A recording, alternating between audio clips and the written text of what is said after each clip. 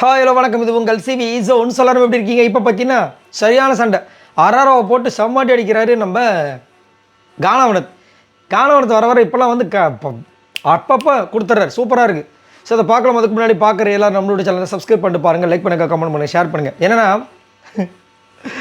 First வந்துட்டு ஐயோ திரும்ப சொல்லி எனக்கு சிரிப்பு வருது. திவ்யா வந்துட்டு அந்த இடத்துல இல்லை. அப்போ கமருதன் வந்துட்டு நார்மலாக ஒரு வார்த்தை வர்றாரு, ஐயோ வைல்ட் கார்டு வந்துட்டாங்கன்னா அவங்களும் வந்து திடீர்னு கேப்டன் ஆகிட்டு திவ்யா மாதிரி டார்ச்சர் பண்ணாமல் இருந்தால் சரி, தலையாயிட்டு இவ்வளோ தான். இது பின்னாடி இவங்க கேட்டாங்க, சைலண்ட்டாக போகிறதானே அப்படியே பிடிச்சாங்க, பிடிச்சி கலாய்க்கிறாங்க, என்னென்னமோ சொல்கிறாங்க. விஜய் பார்வதி இவரையும் சேர்த்து வச்சு கலாய்க்கிறாங்க. மைக்கு மறைச்சி வச்சு உங்களை மாதிரி நானும் பேசினேன்னா ஒரு கேப்டன் ஆகிறதுக்கு உங்களுக்குலாம் துப்பு இருக்கா, என்னென்னமோ பேசிட்டாங்க. அவரும் வந்துட்டு போடின்னு சொன்னார். அதுக்கப்புறமா காக்கா வந்து வாயில் ஆகி போயிட போகுது அப்படின்னாரு. போயிட்டாங்க. போயிட்டு உள்ளே போய் அரோரா கிட்ட பேசினாங்க. திரும்ப வந்தாங்க, அமித் கிட்ட சண்டை போட்டாங்க. நீங்கள் ஒரு கேப்டனாக அதை கேட்கக்கூடாது. நான் கேட்டம்மா, அது அவங்களோட ஒப்பீனியன்மா, நான் என்னமா பண்ண முடியும்? கெட்ட வார்த்தை பேசினா கேட்க மாட்டிங்களா? கேட்டம்மா. அப்புறமா என்ன பண்ணாங்க, போயிட்டாங்க. உள்ளே போய் அழுதாங்க. அதுக்கப்புறம் அரோராவும் நம்ம அமித்தும் பேசுனாங்க. அதுங்களும் இவர் வந்து சாரி கேட்டு வந்தார். அந்த நேரத்தில் கமருது ஒரு விளையாட்டு பண்ணோன்னு இவர் சிரிப்பு வந்துடுச்சு.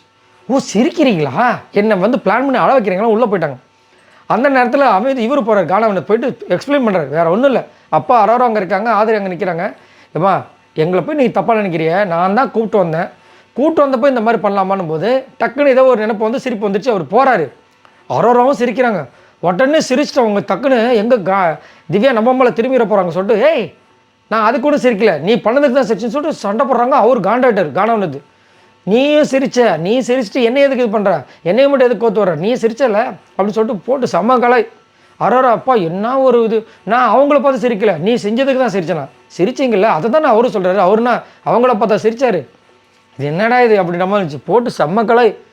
அவ்வளோ கலாய்ச்சதுக்கப்புறமா ஓட்டாங்க அந்த பக்கமாக.